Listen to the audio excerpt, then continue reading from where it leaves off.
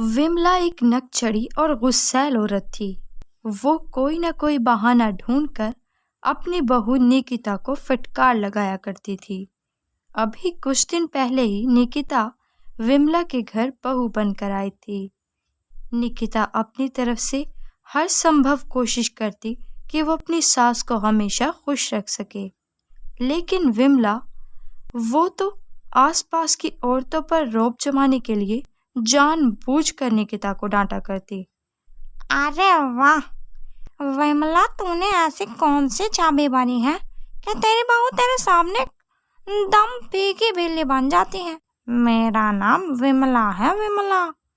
निकिता की जैसी 10-10 लड़कियां भी मेरी बहू बनकर आ जाए तो मैं इन सबको अपने बाएं हाथ से नचा सकती हूँ।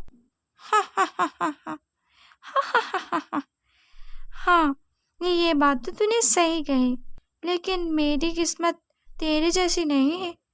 मुझे मेरी बहू तो परेशान करके रखती है। जब देखो घर के काम मेरे सर पर लाद देती। काश मेरी जिंदगी भी तेरी तरह होती। अरे इसमें ना तेरा ही कसूर है। जब बहुएं घर में पहला कदम रखती है ना, तभी लगाम दे देनी चाहिए, वरना आगे जाके हमारे सिर पर बैठ जाती है।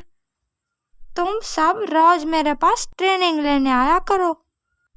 मैं तुम सबको ट्रेन कर दूंगी कि बहुओं को कैसे काबू में रखना चाहिए। हाँ। इस तरह विमला निकिता के सीधेपन का फायदा उठाकर आसपास की औरतों से वाहवाही लूटा करती थी। विमला, अगले हफ्ते राखी का त्योहार है, तो शॉपिंग करने चलेगी क्या? अरे हाँ, क्यों नहीं, मेरी बेटी भी आ गई है। चल आज ही शॉपिंग करने चलता है। इसके बाद विमला अपनी बेटी सोनिया और बहू निकिता को लेकर मार्केट में पहुंच जाती है।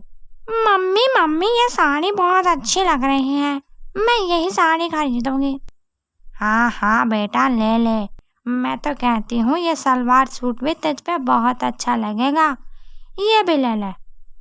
इस तरह विमला सिर्फ अपनी बेटी सोनिया को ही तरह तरह के कपड़े खरीद कर देती है।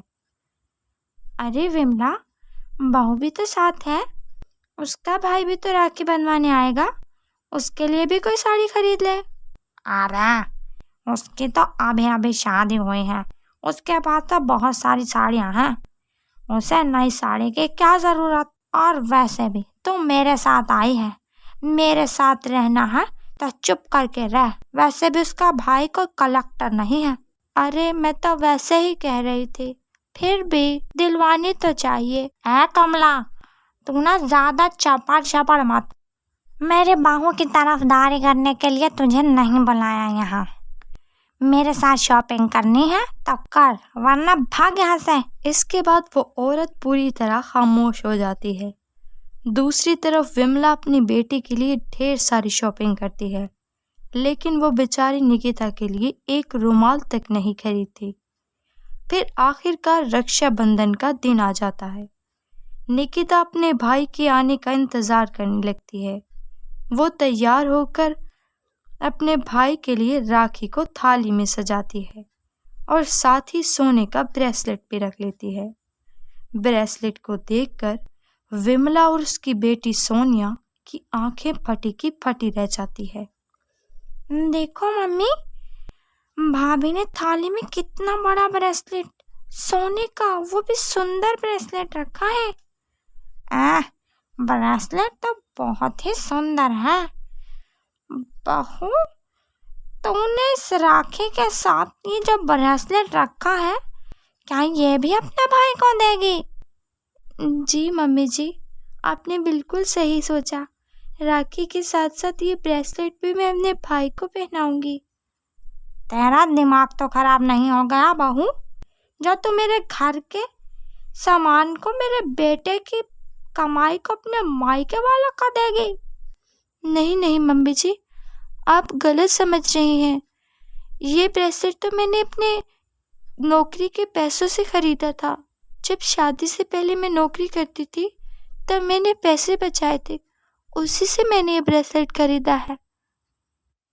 ये झूठ बोल रही है मम्मी, जरूर इसने भाई की कमाई से ही ब्रेसलेट बनवाया होगा।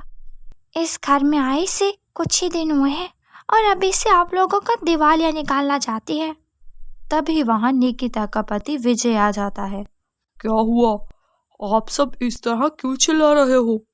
अरे देख देख देख तेरी बीवी क्या कर रही है। अपने भाई को देना चाहती है ये सोने का ब्रेसलेट।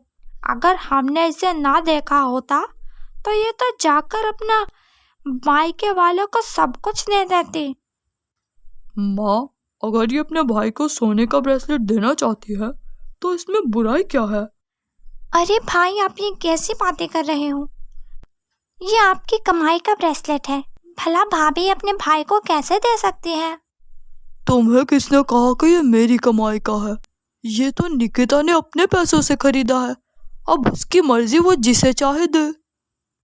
वाह बेटा वाह, अब यही दिन देखना बाकी रह गया था। अपनी बीवी के लिए तो अपनी माँ और बहन के सामने बहस कर रहा है। नालायक, यही परवरिश दी है क्या मैंने तुझे? माँ जी, आप मेरी बात तो सुनो।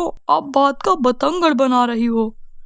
मैंने कह दिया ना, ये ब्रेसलेट निकिता ने अपनी कमाई से खरीदा है। फिर आप लोगों को क्या परेशानी है? नहीं, मैं इसके फटीचर भाई को ये सोने का ब्रेसलेट नहीं पहनने दूंगी। ला बहू, ब्रेसलेट दे मुझे। इसके बाद विमला थाली में रखा ब्रेसलेट अपनी बेटी को दे देती है। जा बेटा, इसे अलमारी में रख दे। ठीक है मम्मी।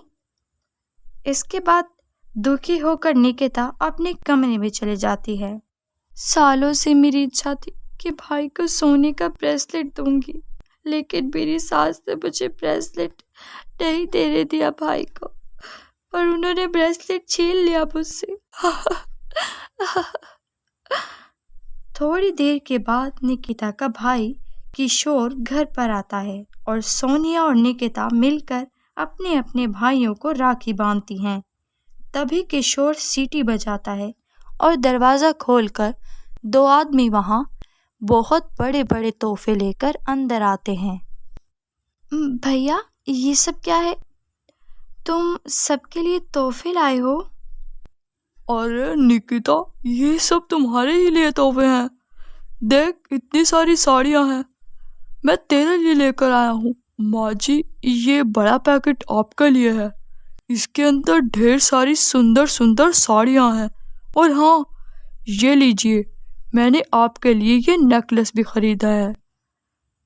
उस नेकलेस को देखकर विमला हैरान हो जाती है। उसके मुंह से आवाज़ ही निकल नहीं रही होती। अरे अरे, मेरे लिए नेकलेस? अरे बेटा, तुमने मेरे लिए लिया है? हाँ माँ जी, दरअसल मेरा व्यापार चल पड़ा है। इस समय मैंने बहुत सारा मुनाफा कमाया है। भगवान की कृपा से अब मुझे किसी चीज़ की कमी नहीं। आज ही मैंने करोड़ों की डील साइन की है। अपने भाई की तरक्की देखकर निकिता बहुत खुश हो जाती है। उसके बाद किशोर सभी को ढेर सारे तोहफे देता है और फिर शाम को किशोर सभी से विदा लेकर चला जाता है। किशोर के जाने के बाद विमला और सोनिया निकिता से माफ़ी मांगने लगती हैं। हमें माफ़ कर दे बहू, हम तेरे और तेरे भाई के बारे में ना जाने क्या क्या बोल रहे थे, लेकिन हमें पता चला कि तेरा भाई तो बड़ा ही दिल वाला है। इसने मेरे और मेरी बेटी के लिए इतने महंगे तोहफे लिए हैं। हाँ भाभी, आप हमें माफ़ कर दो। आज के बाद हम आपके साथ ऐसा बुरा व्यवहार नहीं करेंगे। इसके बाद फिर दोनों माँ बेटी निकिता को अपने गले लगा देती हैं। और दूसरी तरफ ये सब देखकर विजय बहुत खुश हो जाता है।